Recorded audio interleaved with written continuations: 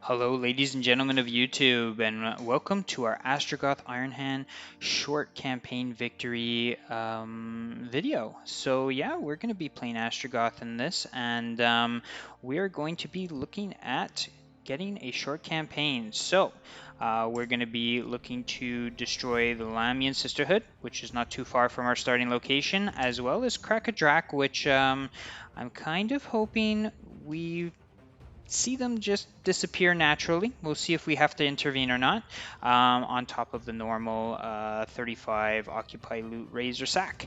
So I'm excited to play Astragoth as his faction effects are really strong. 10% to Conclave to get those seats of power quicker, 10% to research rate. They have excellent research trees, and the the benevolent control for the Chaos Dwarves. Boy, do they need it, and having it naturally is fantastic. His starting army starts with 2 blunderbusses, and a Bull Centaur Render, which is probably one of my favorite Chaos Dwarf units. And he also gives them a big buff with the ward save. So very excited to stack them with a bunch of those. We are going to be playing on very hard campaign and normal battle difficulty. So I'm going to go ahead and zoom out and let you guys see the map progression as we go through, and I will go ahead and zoom back in as soon as something eventful happens so you guys can see it live. Thank you very much, and sit tight and enjoy.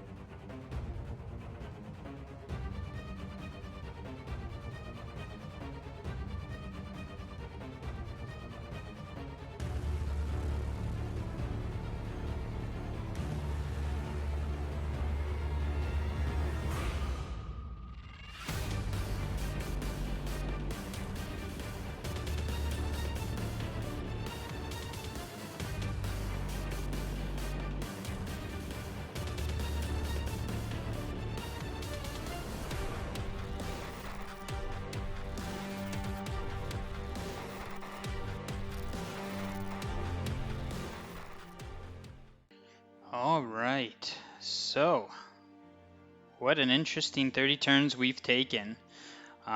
So we have went ahead and defeated the Lamian Sisterhood, and as predicted and hoped for, Krakadrak also lost to natural causes of some sort, and not too much, but still 9 out of the 35. Nothing too shabby so far. So we've went ahead and secured our home province and started pushing south. So currently we are about to finish our war with the Wolflands. So it's the overlords of Zarduk. He's down to his final army, and this kind of surprised me because I had been very aggressive with the Astragoth's tech tree, as well as the seats of power and research, to ensure that I had as many allies as possible. So if we look over here, I got trade agreements galore, and yeah, very popular amongst the demon or the chaos aligned factions. So it was really just the orcs I was thinking to deal with, but that's fine. We'll take the Wolflands. I'm pretty happy to have the central, and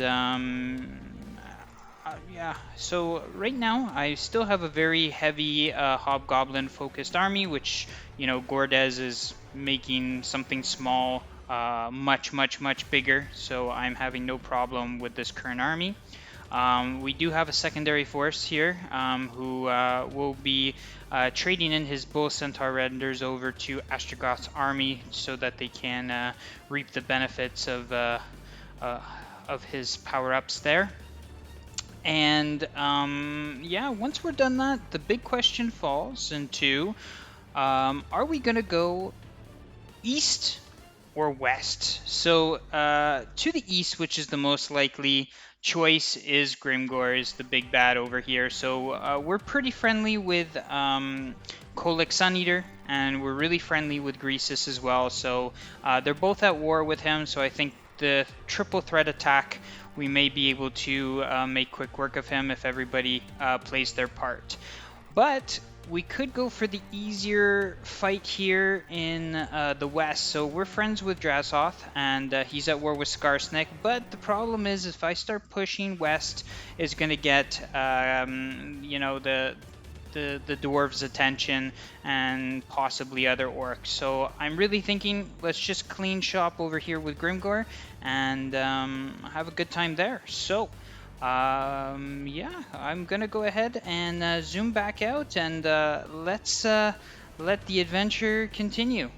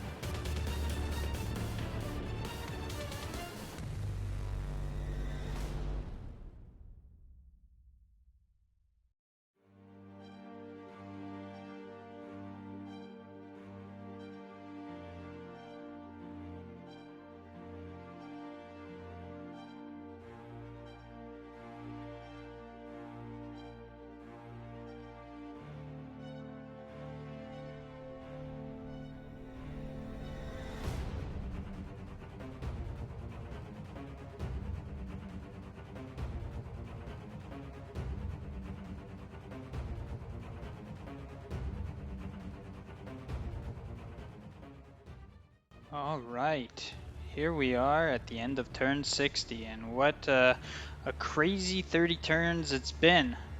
So over to our east, we are almost done the war with Grimgor.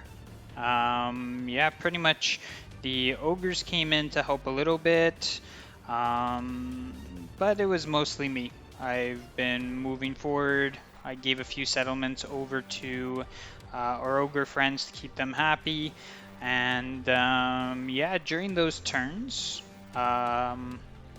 Skarsnik decided to declare war on me, which I was sure was gonna happen eventually. So I went over there, destroyed some of his territory, handed it over to our Chaos Dwarf brethren for safekeeping, and he's been sneaking some armies over, which I've been taking care of. But the unexpected happened, and the South decided to declare war on me. So I thought this was going to be a greenskin game. However, our dear friend Imric and Gorst have both declared war on me.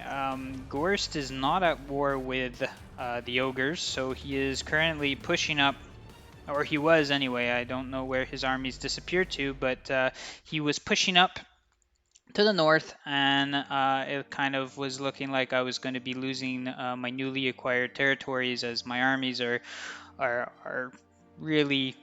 I'm looking to finish the war with Grimgor as soon as possible, just to end that and then liberate them to do whatever war in the south or to the west is needed. But yeah, so this is my current army with Astragoth. We got some more Bull Centaur renders in there, including the Regiment of Renowned version. They're all doing extremely well. I threw in one ogre there because I had an open slot. I have him as a placeholder, kind of just as a deterrent. Then here's my secondary army, as Gordez is making these hobgoblins way stronger than they should be, which is fine. So this army is a great backup army. And of course, here's our third army, who's going to be the barrier. He's been going from Skarsnik and now moving to defend my lands over here, and will eventually help us push south against our enemies over here. So looking at what we have going on, or who we're up against and what their strengths are. So I guess we could go by who hates me the most. He's down to his last settlement. They've got 5, 6, and 7. So, I mean, the man-eaters don't really... They're called man-eaters, right? Yeah, the Sons of the Mountain don't really mind me too much. But yeah, so this is pretty much what the game plan is. Another oddity is Krakadraka got revived. So an unfortunate oddity. I do assume that they won't be around forever. I'm sure Throg will probably get them, and if not, Clan Molder. So yeah, I'm going to go ahead and zoom back out, and I hope everybody enjoying the map and how every piece is moving. So yeah, let's watch and let's continue the adventures of Astragoth.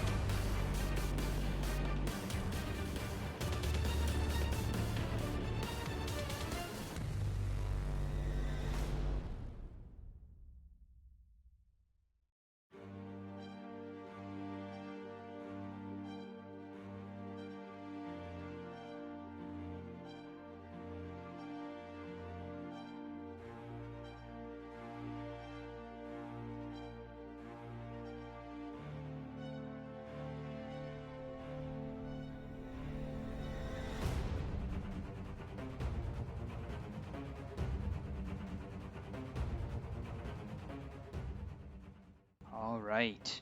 Here we are at the end of Astragoth's campaign. The short victory has been achieved, and I had a great time doing this.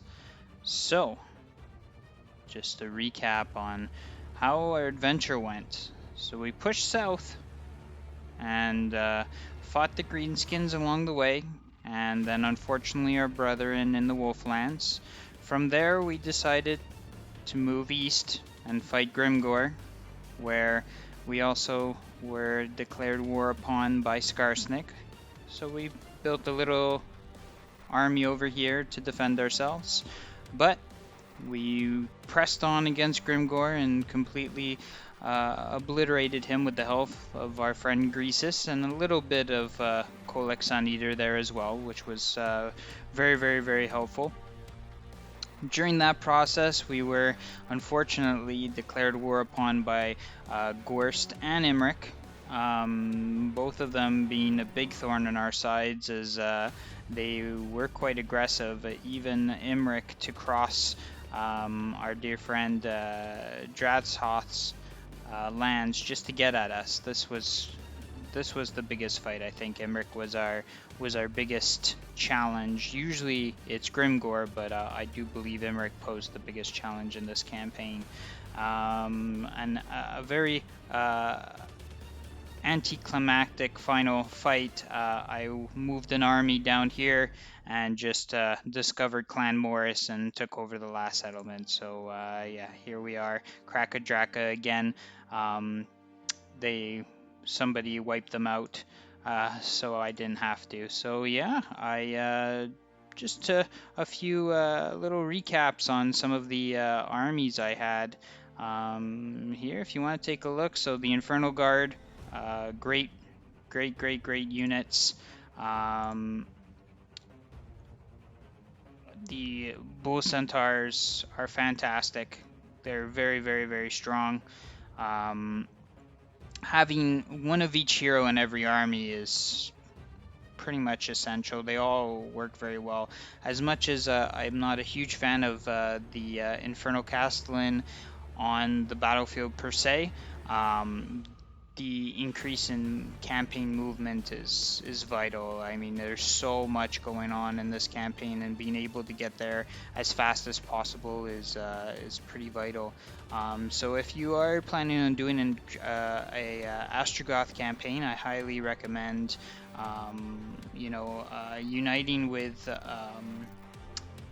Dratshoth, and he seemed to be a solid ally. Me and him were working together against Imric and against Gorst as well. Greasus as well was a pretty good ally. But yeah, I definitely believe that going after Grimgor earlier, because if he would have spiraled out of control, I think if I went after Skarsnik versus Grimgor, I would have had a much harder campaign on my sides. Like, I couldn't imagine Grimgor and Imric attacking me from both sides. It looks like Skarsnik has enough on his plate in the left. So yeah, I want to thank everybody for staying tuned with me. And if you liked this format of video, please give it a like, subscribe. Let me know in the comments if this type of video has a place in the Warhammer community, and if you liked it, and what I can change to make it more interesting if you guys want. So again, thank you very much for tuning in, and see you next time.